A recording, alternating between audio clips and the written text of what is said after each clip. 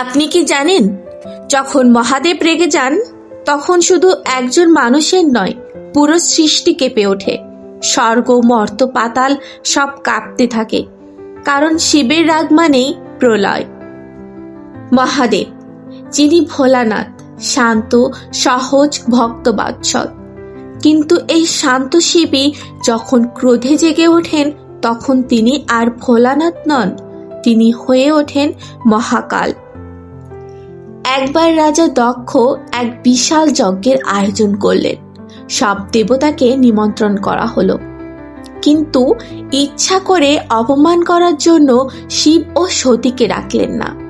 সতী নিজের বাবার বাড়ি গেলেন, কিন্তু সেখানে স্বামীর অপমান সহ্য করতে পারলেন না।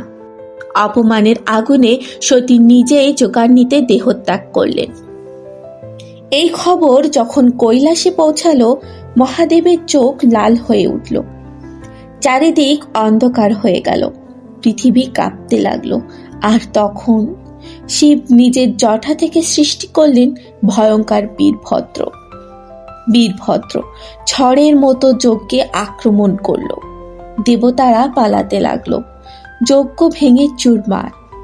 দক্ষের অহংকার মাটিতে মিশে গেল, আর পুরো পৃথিবী বুঝলো শিবের রাগ মানেই ধ্বংস।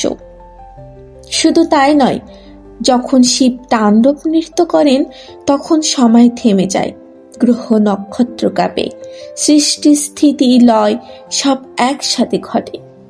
কারণ তিনি শুধু দেবতা নন, তিনি নিজেই সময়ের শেষ।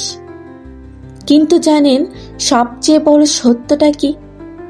মহাদেব কখনো নিজের জন্য রাগ করেন না, তিনি রাগ করেন অন্যায়ের বিরুদ্ধে, অহংকারের বিরুদ্ধে, অধর্মের বিরুদ্ধে।